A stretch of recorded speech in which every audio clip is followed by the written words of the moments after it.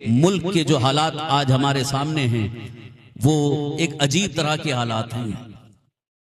यूं तो मुसलमानों के साथ ऐसे हालात बहुत पहले भी रहे हैं, इससे पहले भी मुसलमानों के खिलाफ ऐसे हालात रहे हैं जो आज हैं। ये कोई नई बात नहीं है। मुसलमानों की तारीख बहुत पुरानी है।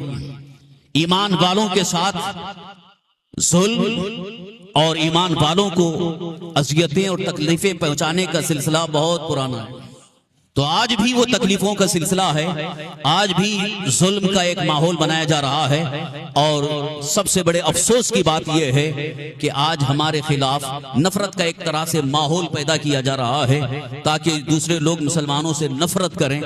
और मजीद जो एक तरह से हम सब के लिए एक सोचने का मौका और अफसोस का मकाम है वो ये है कि आज हमारे ही वतन में हमें रहने के लिए एक तरह से सोचना पड़ रहा है कि हमारे वतन में हमारे लिए अब जगह बाकी है या नहीं।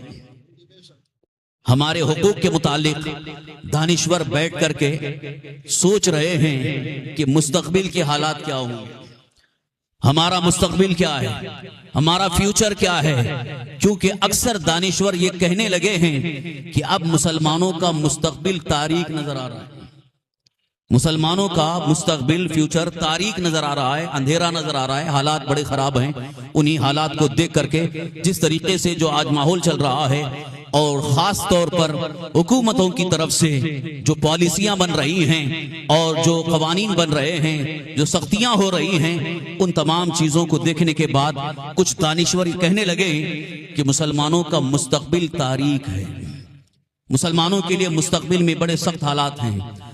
इस सिलसिले में मैं अर्ज करना चाहता हूं आखिर इसका सॉल्यूशन क्या है, इसका हल क्या है।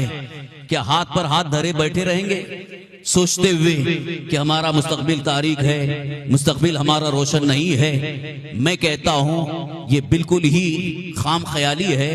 हमेशा से मुसलमानों का मुस्तकबिल रोशन रहा है।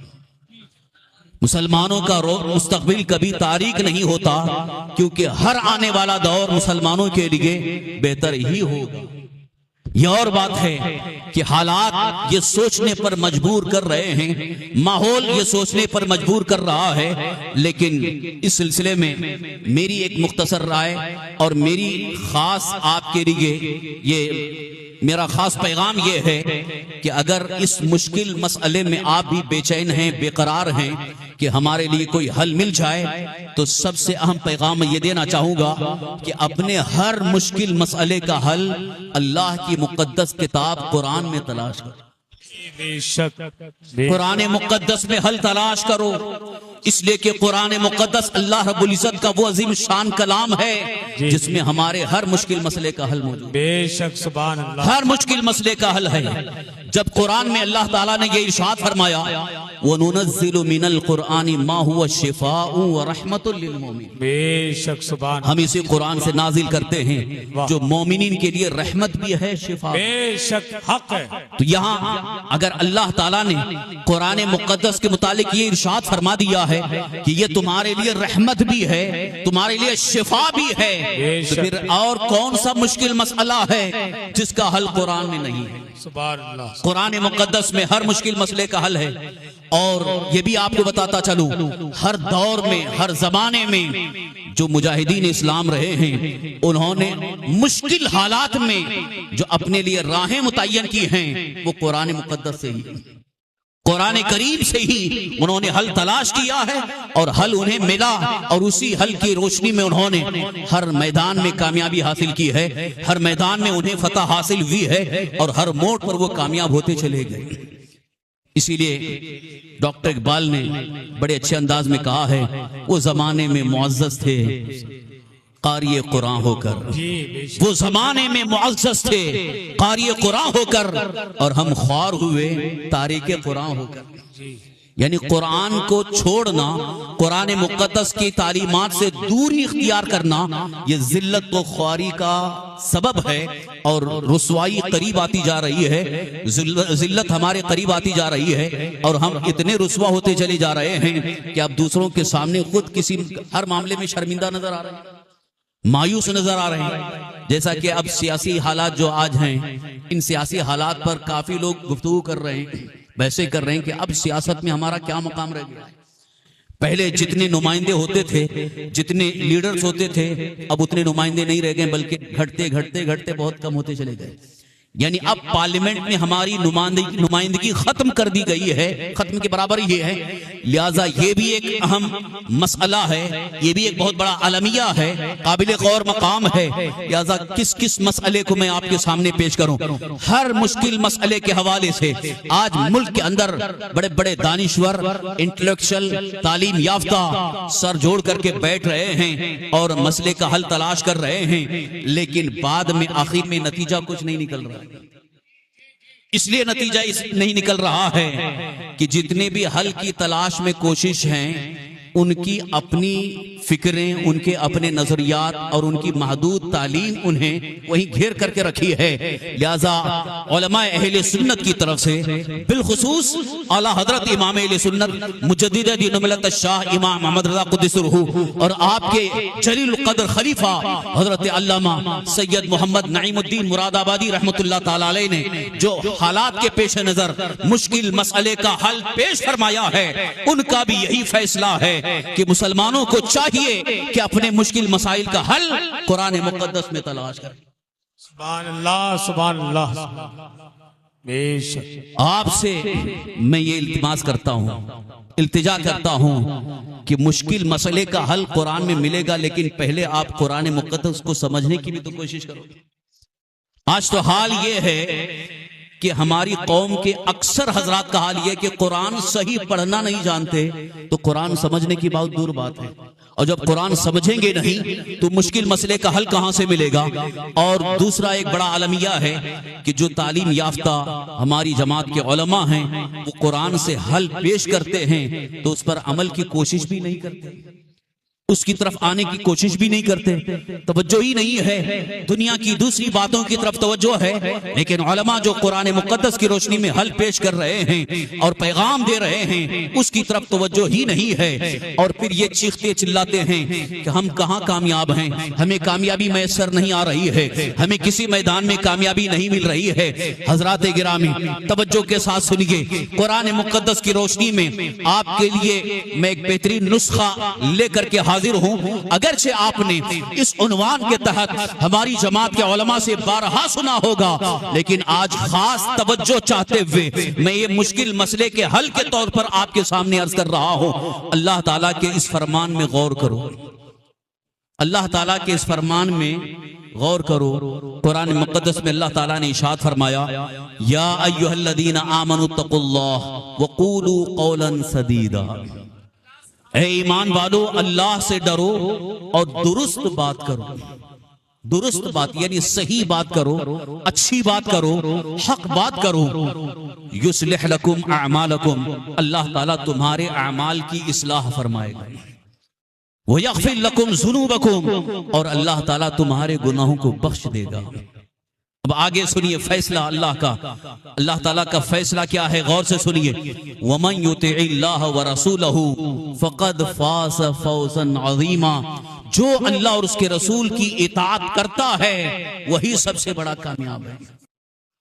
सबसे बड़ा कामयाब कौन है, बड़ी कामयाबी किसे मिल रही है? तो अल्लाह ताला ने फरमा दिया, जो अल्लाह की इताअत करे और अल्लाह के रसूल सल्लल्लाहु अलैहि वसल्लम की इताअत करे वही कामयाब है। और उसके अलावा आप दुनिया के किसी कोने में जाकर कामयाबी तलाश करो, कामयाबी मिल नहीं सकती है। जब हमको इस बात पर यकीन है और हमारा अकीदा भी है कि अल्लाह का हर फरमान हक है, अल्लाह का फरमान सच्चा है और अल्लाह तबारक तआला के फरमान में एक जर्रा बराबर भी शक नहीं है, तो फिर कामयाबी किसी और जगह हम क्यों तलाश कर रहे हैं? कामयाबी के तलाश में क्यों भटक रहे हैं? कामयाबी की तलाश के लिए अल्लाह या रसूल अल्लाह जिंदाबाद, जिंदाबाद। कामयाबी की तलाश के लिए दर बदर भटकने की जरूरत नहीं है। अल्लाह ताला ने कुरान मुक़द्दस में अपना फैसला अता फरमा दिया है कि जो सही मानों में अल्लाह की इताअत करे और अल्लाह के रसूल सल्लल्लाहु अलैहि वसल्लम की इताअत करे वही कामयाब है। अब इसको थोड़ा सा तफसीर की रोशनी में समझने की कोशिश करें इताअत क्या है। लफ्ज़ इताअत कुरान करीम में कई मकामात पर आया है। अतीउल्लाह व अतीउर रसूल, अल्लाह की इताअत करो और रसूल की इताअत करो।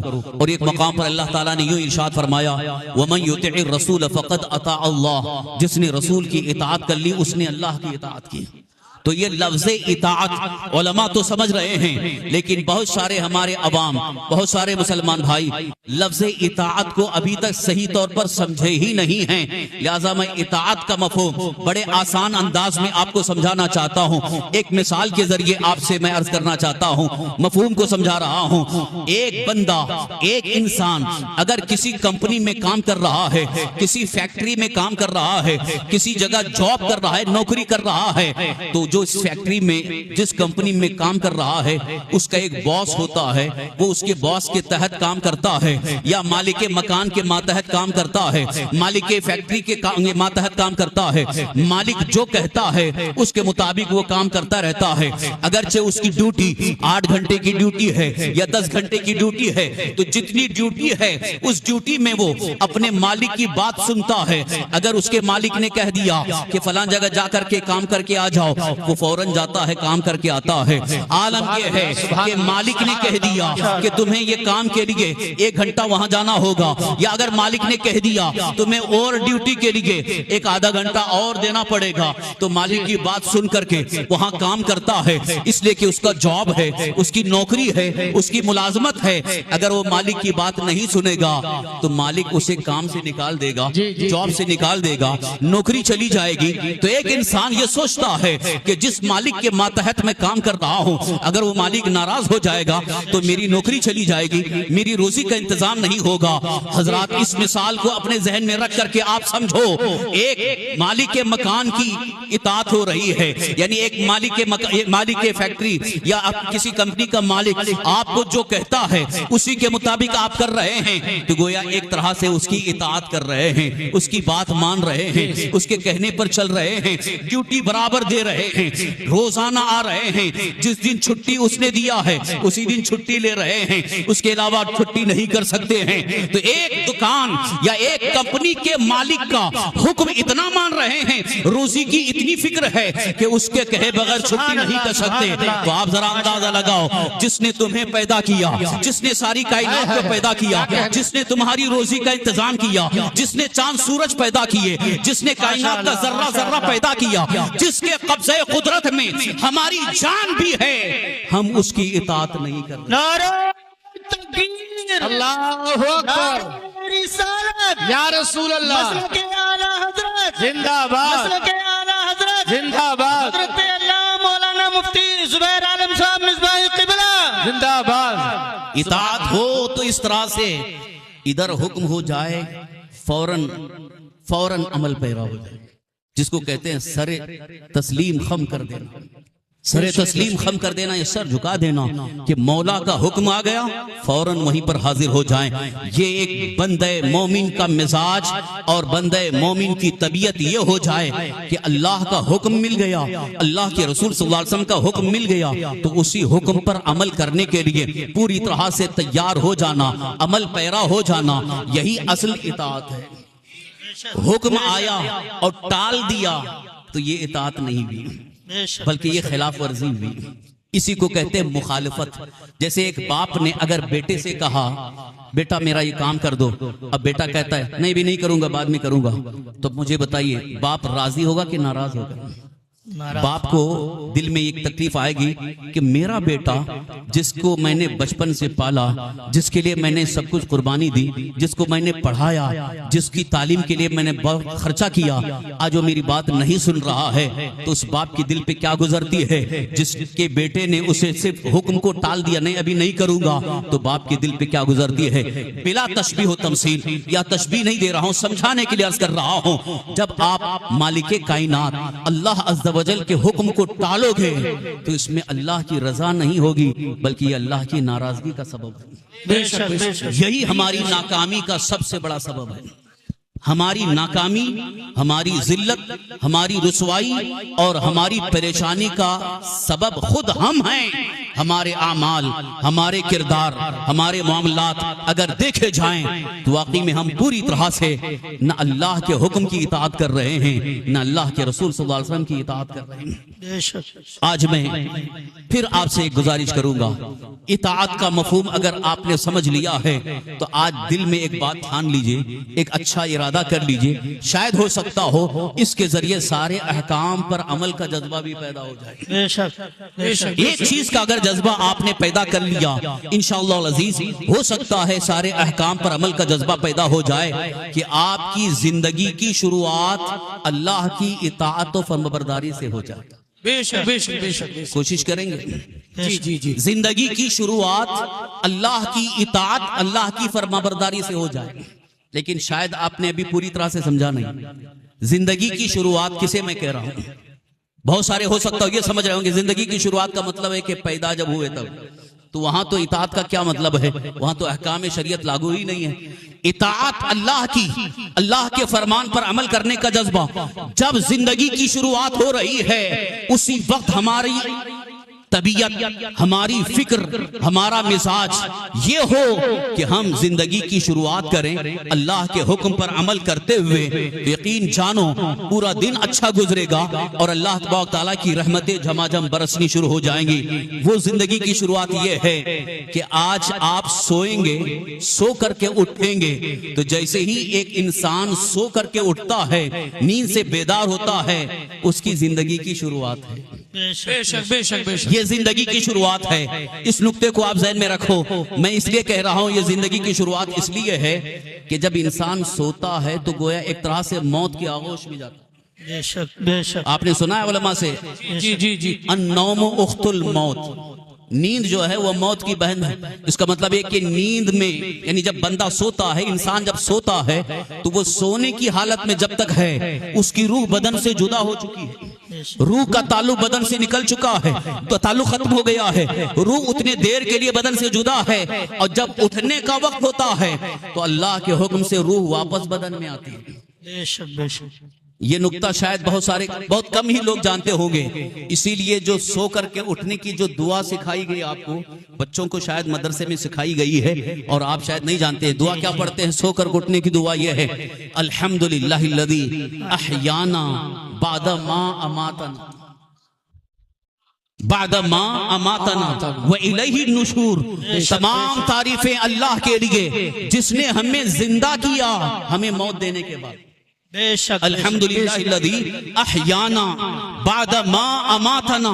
तमाम तारीफें उस अल्लाह के लिए जिसने हमें जिंदा किया, हमें मौत देने के बाद। इसका मतलब हम सोए थे तो गोया मौत की आगोश में थे, और जब हम बेदार हो रहे हैं तो अल्लाह ने फिर हमें जिंदगी दी है, फिर एक नई जिंदगी मिली है, एक ताजा जिंदगी मिली है।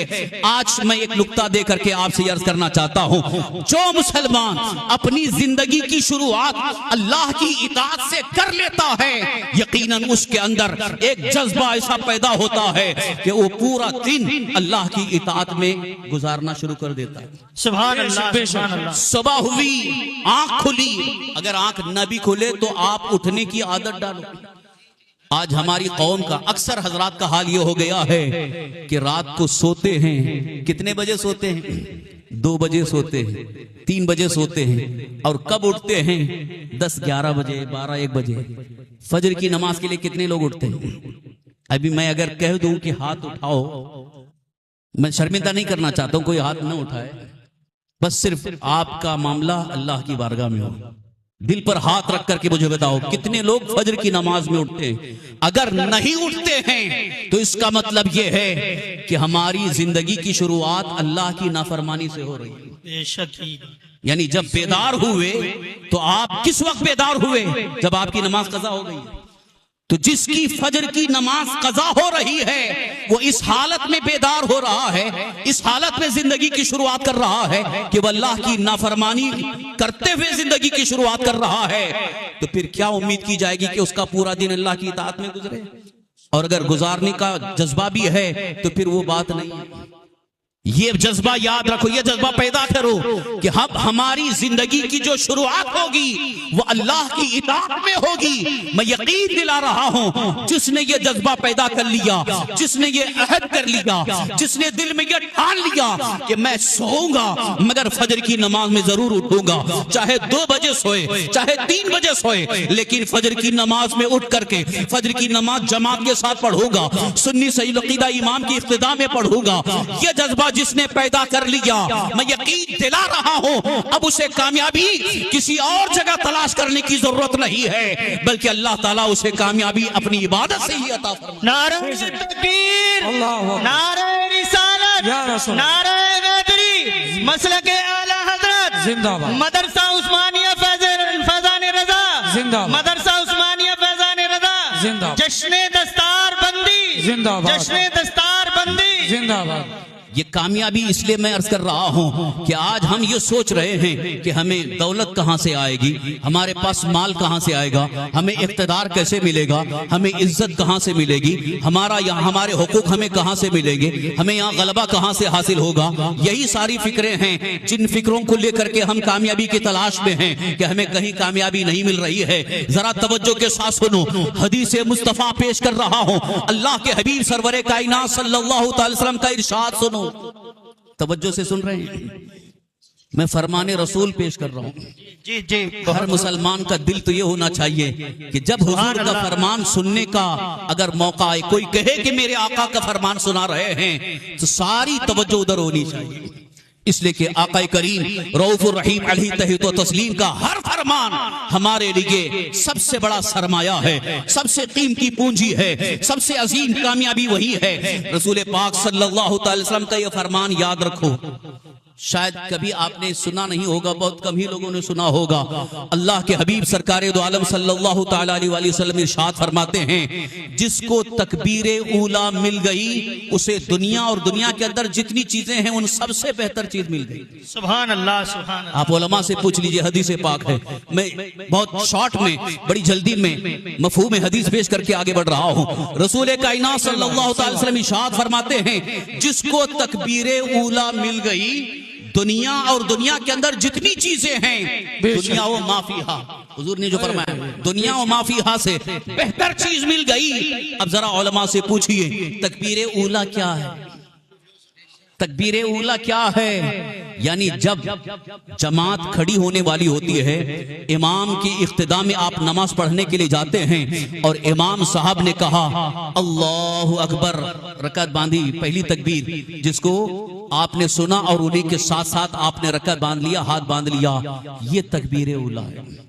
अगरचे बाज़ उलमा ने उस तकबीर उला की तशरीह भी फरमाया कि पहली रकात में शामिल होना तकबीर उला मिलने का सबब है, मगर यहाँ मुहतात मुत्तकी उलमा ये फरमाते हैं तकबीर उला का मतलब ये है कि जो जमात कायम होने से पहले, नमाज की जमात कायम होने से पहले जो पहली तकबीर इमाम साहब कह रहे हैं, अल्लाहु अकबर कह करके हाथ बांध रहे हैं, उस तकबीर में जो शरीक हो गया, प्यारे आका सल्लल्लाहु अलैहि वसल्लम इरशाद फरमाते हैं उसे दुनिया और माफिया से सबसे बेहतर चीज मिली।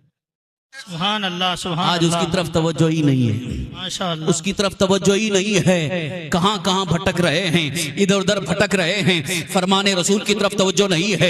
लिहाजा आज ये जज्बा आप पैदा कर लो, इस बात का अहद कर लो कि हमारी जिंदगी की शुरुआत यानी अल्लाह की इताअत में भी होगी, यानी सुबह जल्दी उठेंगे, फजर की नमाज के लिए उठेंगे, सुन्नी सही अकीदा इमाम की इख्तिदा में जमात के साथ फजर की नमाज अदा करेंगे और पहली तकबीर में पहुंचेंगे। जिसने ये अहद कर लिया, जिसने ये हिम्मत कर लिया, मुझे रोजाना इस तरह से अपनी जिंदगी की शुरुआत करना है, मैं यकीन दिला रहा हूं यकीनन सबसे बड़ा कामयाब वही होगा। बेशक बेशक बेशक। और इसी जिम्ने में हदीस पाक का मफ़हूम अर्ज कर रहा हूं, सरकार दो आलम सल्लल्लाहु अलैहि वसल्लम ने यह भी इरशाद फरमाया, जिसने फजर की नमाज पढ़ ली वो अल्लाह की हिफाजत में है। सुभान अल्लाह, ये हदीस है, हुजूर सल्लल्लाहु अलैहि वसल्लम फरमाते हैं जिसने फजर की नमाज पढ़ ली वो अल्लाह की हिफाजत में है, वो अल्लाह के जिम्मे में है। यहां तक के मुखातब करके फरमाया उसे कोई अल्लाह के जिम्मे में रुसवा न करे। कोई रुसवा ना करे। जिसने फज्र की जमात के साथ नमाज अदा कर ली वो अल्लाह की हिफाजत में है, अल्लाह के जिम्मे में है। लिहाजा जो अल्लाह की हिफाजत में आ जाता है, अल्लाह के जिम्मे में आ जाता है, कोई ताकत उसे रुसवा नहीं कर सकती है, उसे कोई ताकत जलील नहीं कर सकती है। लिहाजा इज्जत हमें अल्लाह के फरमान में मिल सकती है और अल्लाह के रसूल सल्लल्लाहु अलैहि वसल्लम की फरमान में मिल सकती है। बेशक बेशक। नाराए तकबीर, नाराए रिसालत, मुफ्ती जुबैर आलम साहब मिसवाई किबला, नाराए तकबीर, नाराए रिसालत। बस आखिरी पैगाम ये दे करके मैं आपकी तवज्जो चाह रहा हूँ और बस इख्तिताम के करीब हूँ, क्योंकि ज्यादा देर बोलना और ज्यादा देर आपको बिठाना ये भी मैं पसंद नहीं करता हूँ। बस काम की बात हो जाए और अगर अमल का जज्बा पैदा हो जाए तो जलसे की कामयाबी यही है। बेशक बेशक। उलमा की आमद, मशाइख की आमद और इनका इतना वक्त देना ये उनके अपने लिए नहीं, ये बल्कि आपके लिए आए, आपकी इस्लाह हो जाए। और ये उलमा इसलिए जलसे में आते हैं ताकि जलसे के अंदर उलमा की तादाद को देख करके अवाम की रगबत पैदा हो जाए, अवाम भी आना शुरू कर दे। उलमा तो पढ़े लिखे हैं, उनको तो सारी चीजें पहले से मालूम हैं, वो ये पैगाम लेने के लिए नहीं बल्कि आपको देखने के लिए आए हैं कि हमारी कौम का क्या हाल है, हमारी कौम का जज्बा कितना है। लिहाजा जज्बा बेदार करने के लिए फिर से आपसे अर्ज करना चाहता हूँ, ये पैगाम भी लेकर के जाओ। जिंदगी की शुरुआत अल्लाह की इताअत और फरमाबरदारी से हो जाए, यानी फजर की नमाज के लिए उठने की आदत बना लो। कोशिश करेंगे आप लोग सब, बोलिए जोर से, सब कोशिश करेंगे इंशाअल्लाह। अगर ये जज्बा पैदा हो गया तो यकीन में मुझे यकीन है कि इंशाअल्लाह आगे जो भी अल्लाह के अहकाम हैं उन पर अमल का जज्बा पैदा होने लगेगा। क्योंकि एक तरह से ये बैटरी जब डाउन होती है तो मोबाइल काम नहीं करता, तो ऐसे ही मुसलमान की बैटरी, ईमान की बैटरी जब चार्ज होती है तो वो फिर अमल के लिए आगे बढ़ता है। तो ईमान की बैटरी चार्ज करने के लिए ये जज्बा पैदा करें। और दूसरा जज्बा ये है कि मैं हर कदम पर, हर लम्हा, हर एतबार से, हर मोड़ पर अल्लाह के हबीब सरकार दो आलम सल्लल्लाहु अलैहि वसल्लम की इत्तिबा और पैरवी करूंगा। जी जी बेशक। ये जज्बा अपने दिल में पैदा करो। दुनिया के हालात को बदलने की जरूरत नहीं है, हालात को बदलने की आप सोच रहे हो कि कब हालात बदलेंगे। जो हमारे खिलाफ नफरत फैलाई जा रही है वो नफरत का माहौल बदल जाए, ये नफरतें दूर हो जाएं, हमसे लोग मोहब्बत करने लगे, हमसे लोग मोहब्बत करने लगे। आप ये मत सोचो कि हम कोई ऐसा अमल करें, कोई ऐसा काम करें, उनके लिए दौलत लुटाएं, सखावत करते रहें ताकि वो दूसरी कौमें हमसे मोहब्बत करें। ये नहीं होगा। अगर आप ये चाहते हो कि ये नफरत का माहौल दूर हो जाए, लोग आपसे मोहब्बत करें, तो उसके लिए वाहिद रास्ता यही है जिसको कुरान मुकद्दस में अल्लाह ताला ने यूं इरशाद फरमा दिया है, कुल इन कुंतुम तुहिब्बुनल्लाह फत्तबिऊनी युहिब्बुकुमुल्लाह। ऐ महबूब आप फरमा दीजिए कि अगर तुम अल्लाह के महबूब बनना चाहते हो तो मेरी इत्तिबा करो, अल्लाह तुम्हें अपना महबूब बना लेगा। जी बेशक बेशक। सुभान अल्लाह, सुभान अल्लाह। हजरात, ये आखिरी जो बहुत अहम पैगाम, आखिरी पैगाम, यूं तो हमारा तो ये हमारी जमात उलमा अहले सुन्नत का आखिरी नहीं बल्कि हमेशा पैगाम पहुंचाते रहे। जी बेशक। तो आज के इस महफिल में, आज के इस इजलास में चूंकि आप आए हुए हैं और एक जज्बा लेकर के आए हैं और इस्लाह की नीयत से आए हैं, तो फिर अल्लाह की बारगाह में एक अहद कर लीजिए कि हमारी जिंदगी मुकम्मल तौर पर इत्तिबाए रसूल सल्लल्लाहु अलैहि वसल्लम में गुजरेगी। इंशाअल्लाह कोशिश करेंगे। इत्तिबाए रसूल यानी अल्लाह के रसूल सल्लल्लाहु अलैहि वसल्लम ने जो फरमा दिया, हुजूर सल्लल्लाहु अलैहि वसल्लम का जो फरमान है और हुजूर सल्लल्लाहु अलैहि वसल्लम की जो सीरत है, उसी सीरत पर चल करके हम जिंदगी गुजारेंगे। मुसलमानों, हमारी सबसे बड़ी कामयाबी का राज यही है, यही कामयाबी का राज है। ये दो जज्बे आप बेदार कर लें इंशाअल्लाह अज़ीज, आपको फिर ये सोचना नहीं होगा कि लोग हमसे क्यों नफरत कर रहे हैं। आज जो नफरतों का माहौल है उसकी वजह यह है कि अल्लाह के बारगाह में हम महबूब होना ही नहीं चाह रहे। अल्लाह जिससे मोहब्बत फरमाता है उसकी मोहब्बत को लोगों की दिलों में डाल देता है। बेशक यह हदीस पाक का मफहूम अर्ज कर रहा हूं। अल्लाह जिससे मोहब्बत फरमाता है उसकी मोहब्बत को लोगों की दिलों में डाल देता है। तो आज अगर नफरत आप देख रहे हो, इसका मतलब लोगों की दिलों में आपकी मोहब्बत नहीं है, नफरत कर रहे हैं। अगर आप ये चाहते हैं कि लोग हमसे मोहब्बत करें तो किसी और को देखने की जरूरत नहीं है, बल्कि अल्लाह के हबीब की जिंदगी देखो, महबूबे खुदा की जिंदगी देखो, सैयदुल मुरसलीन की जिंदगी देखो। अल्लाह के हबीब सल्लल्लाहु अलैहि वसल्लम की सीरत पर अमल करना शुरू कर दो, अल्लाह तुमसे मोहब्बत फरमाएगा। और जिससे अल्लाह मोहब्बत फरमाता है उसकी मोहब्बत को लोगों के दिलों में डाल देता है। बेशक बेशक। नारे तकबीर, नारे रिसालत। ज्यादा दूर जाने की जरूरत नहीं है, करीब की बात अर्ज कर रहा हूं। इसी दौर करीब में शहजादा आला हजरत सुभान अल्लाह हुजूर सैयदना मुफ्ती आजम हिंद अल्लामा मुस्तफ़ा रज़ा खान रहमतुल्लाह ताला अलैह एक मरतबा सफर में हैं। हमारे उस्ताद गिरामी बहरुल हजरत अल्लामा मुफ्ती अब्दुल मन्नान साहब क़िबला ने अलैहि रहमा ने ये जिक्र फरमाया कि एक मरतबा प्रोग्राम के लिए जा रहे हैं। हुजूर मुफ्ती आजम हिंद रहमतुल्लाह के साथ में हुजूर मुफ्ती अब्दुल मन्नान साहब क़िबला भी थे। फरमाते हैं कि ट्रेन में जब उस वक्त ट्रेन का सफर होता था तो ट्रेन में हम लोग दाखिल हुए तो जैसे ही ट्रेन के अंदर गए तो कोई सीट खाली नहीं थी, रिजर्वेशन भी नहीं था। वहां ट्रेन खचाखच भरी हुई है और जिस बोगी में हम गए थे उसमें ज्यादातर फौजी भी थे।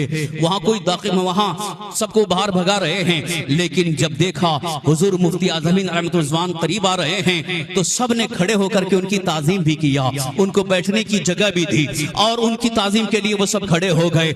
हजरत मुफ्ती अब्दुल मन्नान साहब क़िबला अलैहि रहमा फरमाते हैं हम ताज्जुब में पड़ गए, ये तो मुसलमान नहीं थे, ये तो गैर मुस्लिम थे, लेकिन हुजूर मुफ्ती आजम हिंद को देख करके ताज़ीम के लिए खड़े भी हो गए, उनको जगह देने लगे। उस वक्त मेरे दिल में ये ख्याल आया, ये कमाल हुजूर मुफ्ती आजम हिंद के तकवा का। क्या तकबीर, नारे रिसालत, नारे मसलक मुफ्ती मदरसा उस्मानिया, मदरसा उस्मानिया, नारे रिसालत। यही वजह है कि जहां जहां हुजूर मुफ्ती आजम हिंद रहमतुल्लाह तशरीफ ले जाते थे अपने तो अपने गैर भी ताजीम के लिए खड़े हो जाते थे। उनके दिलों में मोहब्बत कहां से आई, उनके दिलों में अकीदत कहां से आई। वहां कोई प्रचार नहीं हो रहा था कि मुफ्ती आजम से मोहब्बत करो, बल्कि ये मिन जानिबिल्लाह मामला था कि जो सच्चा आशिक़ रसूल होता है उसकी मोहब्बत अल्लाह ताला लोगों के दिलों में डाल देता है। आज जरूरत इस बात की है कि हम सही मानों में इश्क़ रसूल में जिंदगी गुजारते हुए सरकारे दो आलम सल्लल्लाहु अलैहि वसल्लम की इत्तिबा और पैरवी में लग जाएं। अपनी जिंदगी को, अपने जिंदगी के मामलात को, अपने मामलात को बिल्कुल ही हुजूर सल्लल्लाहु अलैहि वसल्लम की सीरत के सांचे में ढालने की कोशिश करें। इंशाअल्लाह अज़ीज़ जो नफरतों का माहौल हमें नजर आ रहा है बहुत जल्द ये नफरतें मोहब्बत में तब्दील हो जाएंगी, बल्कि दूसरी कौमें भी यही कहेंगे कि तुमसे हमें बरकतें मिल रही हैं, तुम यहाँ से मत जाओ, तुम हमारे करीब रहो, यहाँ से तुम्हें जाने की जरूरत नहीं है, हम तुम्हारी खिदमत के लिए तैयार होंगे। अज़ीज़ान मोहतरम, आज हमारे खिलाफ नफरत का माहौल हो रहा है तो इसकी एक वजह यह है कि बहुत सारे मुसलमान नौजवानों को मैंने देखा खुल्लम खुल्ला हुजूर सल्लल्लाहु अलैहि वसल्लम के फरमान की खिलाफ वर्जी भी कर रहे हैं। खवातीन का भी आलम यही है, हमारी बच्चियों का आलम यह है, बेपर्दा होकर के दुनिया को यह बता रही हैं हमें फरमाने रसूल की कोई जरूरत नहीं है, फरमाने मुस्तफा की कोई परवाह नहीं है। इसी वजह से आज हमारे मुतालिक नफरतों का माहौल है। लिहाजा आज अगर आप इस बारे में सोचना चाहते हो कि आज हमारे मुल्क में हमसे नफरत ना हो, लोग हमसे मोहब्बत करें, तो सिर्फ इतना कर लो कि हुजूर सल्लल्लाहु अलैहि वसल्लम के फरमान पर अमल पैरा हो जाओ, सुभान अल्लाह, सच्ची मोहब्बत रसूल में सरशार हो जाओ। इसीलिए आला हजरत अलैहिस्सलाम ने यह पैगाम दिया है, फिर के गली गली तबाह तो करें सबकी खाएं क्यों, दिल को जो अक्ल दे खुदा तेरी गली से जाएं क्यों। बारगाह मुस्तफ़ा से दूर न होना वही हमारा मरकज है, वही हमारे लिए असल मंबा है, जहां से हमें हिदायत भी मिल रही है, जहां से हमें रहमतें मिल रही हैं, जहां से हमें जिंदगी की सलामती मिल रही है। लिहाजा उस मरकज से हटने की जरूरत नहीं है। अपने आमाल को, अपने किरदार को अल्लाह और उसके रसूल की इताअत और फरमाबरदारी में गुजारने की कोशिश करें। अल्लाह ताला का वादा है, वमन युतिइल्लाह व रसूलहु फक़द फाज़ फौज़न अज़ीमा, जो अल्लाह और उसके रसूल की इताअत कर लेता है वही सबसे बड़ा कामयाब है। कोशिश करेंगे इंशाअल्लाह। इंशाअल्लाह। और आला हजरत का ये शेर मैं आपके समातों के हवाले करके मैं जा रहा हूं। अब जो काम करना है, आपको जो कदम उठाना है, जो भी आपको कदम उठाना है, सोच समझ के उठाओ। गुनाहों की तरफ कदम मत उठाओ, अल्लाह और उसके रसूल की नाफरमानी की तरफ कदम न उठाओ, बल्कि दिल में के सोचो कि अगर मैंने आज अल्लाह और उसके रसूल के फरमान के खिलाफ कदम उठाया, कल मुझे मैदान महशर में अल्लाह की बारगाह में जवाब देना है, वहाँ हाजिर होना है और कब्र में सरकार दो आलम सल्लल्लाहु अलैहि वसल्लम के सामने हाजिर होना है। इसलिए पहले इसे सोच करके काम वही करें जिससे अल्लाह राजी हो जाए, अल्लाह के रसूल रब्बुल इज्जत की बारगाह से 10 रहमतें आपको आती, गुनाह भी मुआफ हो रहे हैं, दर्जात भी बुलंद हो रहे हैं। तो दरूद शरीफ पढ़ने में कोताही, गफलत बिल्कुल नहीं होनी चाहिए। खास तौर पर अपने महफिलों में जब दरूद शरीफ पढ़ाया जाए तो आप बिल्कुल बेदारी के साथ, तवज्जो के साथ, लगन के साथ पढ़ने की कोशिश करें। इसलिए कि ये भी हदीस पाक है, अल्लाह के हबीब हमारे आका हुजूर सरवरे कायनात सल्लल्लाहु अलैहि वसल्लम इरशाद फरमाते हैं, जो मुझ पर दरूद भेजता है उसके दरूद को मैं खुद सुनता हूं। दो तरह की रिवायतें सामने आई। एक रिवायत में तो यह है कि जो दरूद पढ़ता है उसका दरूद पहुंचाया जाता है, और एक रिवायत में यह है कि सरकार सल्लल्लाहु अलैहि वसल्लम खुद फरमा रहे हैं कि दरूद मैं खुद सुनता हूं। दोनों में तदबीक की क्या सूरत हो सकती है? अगर जहन में आपके सवाल उभर रहा हो कि एक तरफ तो हुजूर फरमाने के पहुंचाया जाता है, इसका मतलब फरिश्ते पहुंचाते हैं, आप नहीं सुनते हैं, और एक हदीस पाक में ये हुजूर सल्लल्लाहु अलैहि वसल्लम फरमाते हैं कि मैं खुद सुनता हूं। तो दोनों हदीसें हैं, दोनों रिवायतें मौजूद हैं। अगर कुर्बान जाऊं आशिकाने मुस्तफ़ा मुहद्दिसीन पर, उन्होंने इसकी तदबीक की एक बेहतरीन सूरत निकाली। यहां मामला यह है कि दरूद पढ़ने वाले की दो हैसियत होती है। दरूद पढ़ने वाले, दरूद भेजने वाले दो तरह के होते हैं। जो दरूद तो पढ़ रहे हैं लेकिन गफलत के साथ पढ़ रहे हैं, तवज्जो नहीं है, तो उनका दरूद पहुंचाया जाता है, फरिश्ते उनके दरूद को पहुंचाते हैं। और जो तवज्जो के साथ पढ़ते हैं, गुंबदे खजरा की जानिब लौ लगाकर हुजूर की तरफ तवज्जो करके पढ़ते हैं, तो सरकार सल्लल्लाहु अलैहि वसल्लम इरशाद फरमाते हैं उसका दरूद मैं खुद सुनता हूं। सुभान अल्लाह, सुभान अल्लाह। अब आप खुद इसका फैसला कर लें कि हमको किस तरह से दरूद पढ़ना है, गफलत में पढ़ना है कि तवज्जो के साथ पढ़ना है। तो इसीलिए अब फिर पूरी तवज्जो गुंबद खजरा की तरफ करते हुए, मदीना मुनव्वरा की तरफ रुख करते हुए, दिल को बारगाह मुस्तफ़ा में पेश करते हुए सरकार दो आलम सल्लल्लाहु अलैहि वसल्लम की बारगाह में दरूद शरीफ का एक बार और नारा बुलंद करें। अल्लाहुम्मा सल्लि व सल्लिम अला सय्यिदिना व मौलाना मुहम्मदिन माइनिल जूदी वल करम व अला आलिहि व अस्हाबिहि बारिक व सल्लिम सलातन व सलामन अलैका या रसूल अल्लाह, सलातन व सलामन अलैका या हबीब अल्लाह। फिर के गली गली तबाह, ठोकरें सबकी खाएं क्यों? फिर के गली गली तबाह, ठोकरें सबकी खाएं क्यों? दिल को जो अक्ल दे खुदा, तेरी गली से जाएं क्यों? सुभान अल्लाह। जान है इश्क़े मुस्तफ़ा, रोज फजू करे खुदा। जान है इश्क़े मुस्तफ़ा, रोज फजू करे खुदा। जिसको हो दर्द का मजा, नाजे दवा उठाए। हजरात, आप सब अच्छी तरह से जानते हैं कि आज का ये खुसूसी इजलास, आज का ये रूह परवर शानदार इज्तिमा दारुल उस्मानिया फैजान रजा के सालाना जलसे दस्तारबंदी के तौर पर मुनक़द है। दारुल की जो खिदमात हैं और बिलखुसूस हज़रत बिरादे गिरामी मुहिब्बे गिरामी हज़रत हाफिज़ कारी यामीन साहब क़िबला की मेहनतें, उनकी काविशें वाकई जग ज़ाहिर हैं। मैंने दिल्ली से आते आते रास्ते में अपने अहबाब से काफ़ी चीज़ें सुनी कि कारी साहब की बड़ी मेहनतें हैं। अल्लाह ताला आपकी मेहनतों को कबूल फरमाए। बाग लगाने के लिए बड़ी मेहनत और बड़ी कुर्बानी देनी पड़ती है, और जब बाग लग जाता है फल खाने के लिए बहुत सारे लोग आ जाते हैं, लेकिन हमें बाग लगाने वाले की मेहनतों को फरामोश नहीं करना चाहिए। कि जिसने बाग लगाया हो, जिसने दरख्त लगाया हो और पूरी कौम को फल मिल रहा हो, उसे कभी फरामोश नहीं करना चाहिए। लिहाजा ये हमेशा याद रखें कि जो भी दीनी खिदमात में लगे हुए हैं, हमारी जमात अहले सुन्नत के उलमा, जिनकी मेहनतें, जिनकी कुर्बानियां, यूं तो अल्लाह की बारगाह से उन्हें बेपनाह इनाम और सवाब तो मिलेगा ही, लेकिन दुनियावी एतबार से हमारा ये अखलाकी फरीजा है कि उनकी मेहनतों को सराहा जाए और उनकी मेहनतों का एतराफ किया जाए और उनकी कुर्बानियों का एक अच्छे अंदाज से तज़किरा भी किया जाए। आपको एक रिवायत सुनाता हूँ। हजरत सैयदना उमर फारूक आदम रज़ियल्लाहु अन्हु के दौरे खिलाफत में, तवज्जो के साथ सुनिए, अगर तवज्जो हटी तो असल पैगाम जो आप तक पहुंचाना है वो पैगाम आप सुन नहीं पाएंगे, तो आना कहीं बेकार ना हो जाए। अल्लाह के हबीब सरकार दो आलम सल्लल्लाहु अलैहि वसल्लम के बारगाह के तरबियत याफ्ता सहाबा का मिजाज कैसा था।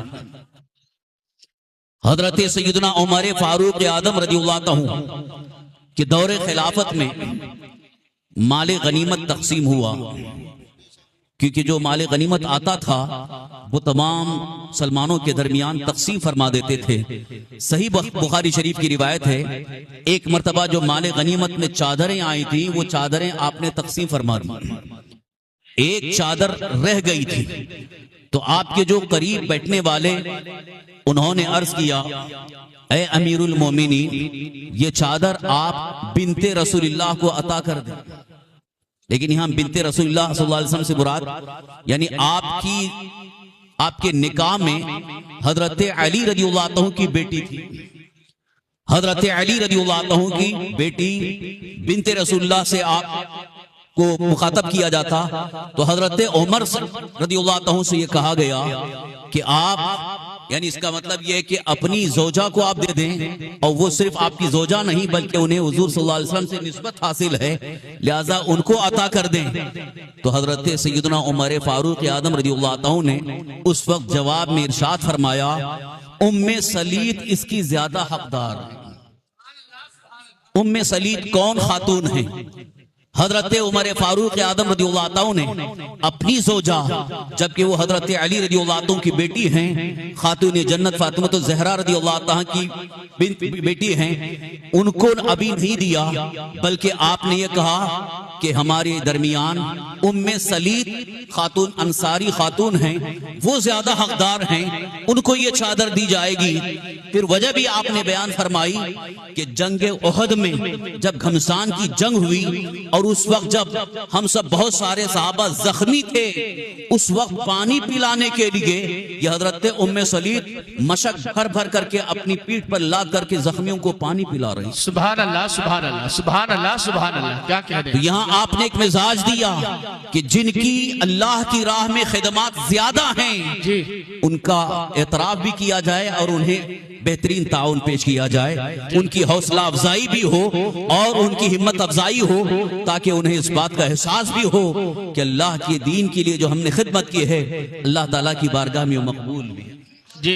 सुभान अल्लाह, सुभान अल्लाह। अल्हम्दुलिल्लाह हमारी जमात के उलमा अहले सुन्नत जहां कहीं हैं वो खूब मेहनत भी कर रहे हैं और उनकी काविशें और उनकी कुर्बानियां हैं, जिनकी वजह से आज अल्हम्दुलिल्लाह मदारिस अहले सुन्नत एक बेहतरीन लहलाते बाग की तरह से नजर आ रहे हैं। जी जी, सुभान अल्लाह, सुभान। इस दारुल की तरफ आपकी भरपूर तवज्जो होनी चाहिए और इसके तामीर और तरक्की के लिए हर शख्स को पूरी तरह से तवज्जो देना जरूरी है। बेशक बेशक, क्योंकि एक दारुल, एक मदरसा बज़ाहिर यूं देखा जाए तो चंद बच्चे पढ़ने की एक तालीम गाह है, लेकिन आपको मैं हकीकत बात बताना चाहता हूं, मदरसे में पढ़ने वाले जो वाकई में इल्म दीन हासिल करके निकलते हैं, वो कई उलूम से जब आरास्ता होते हैं तो उनकी सबसे बड़ी खिदमत ये होती है कि वो पूरे मुआशरे के अंदर इस्लाह का काम अंजाम दें। सुभान अल्लाह, सुभान अल्लाह, सुभान अल्लाह। मुआशरे के अंदर समाज में फैली हुई बुराइयों और बीमारियों को दूर करने में सबसे ज्यादा अगर खिदमत किसी की हो सकती है तो एक मस्जिद के इमाम और आलिम दीन की ही होती है। सुभान अल्लाह, सुभान अल्लाह, सुभान अल्लाह। वरना स्कूलों में जाने वाले, कॉलेज में जाने वाले तालीम तो हासिल कर लेते हैं, मगर उन्हें बुराइयों से बचने का कोई शऊर नहीं मिलता, गुनाहों से बचने का एहसास नहीं मिलता है। और सबसे बड़ी बात यह है कि खौफे खुदा और मोहब्बत रसूल का जो जज्बा मिलता है वो इन्हीं मदरसों से मिलता है। बेशक, और इसी खौफ खुदा और मोहब्बत रसूल के जज्बे की बुनियाद पर मुआशरे के अंदर इस्लाह का एक बेहतरीन माहौल पैदा होता है, बुराइयां दूर होती हैं और बहुत सारे बिगड़े हुए इंसान सही रास्ते पर चलने के लिए आमादा हो जाते हैं। इसीलिए मदारिस को मामूली न समझें, और साथ ही साथ में ये भी उन्हें, जिन लोगों के दिलों में मदरसों से कुछ नफरत बैठी हुई है, मदरसे के मुतालिक गलत फहमियां हैं और ये सोच बैठे हैं कि यहाँ मदरसों में दहशतगर्दी की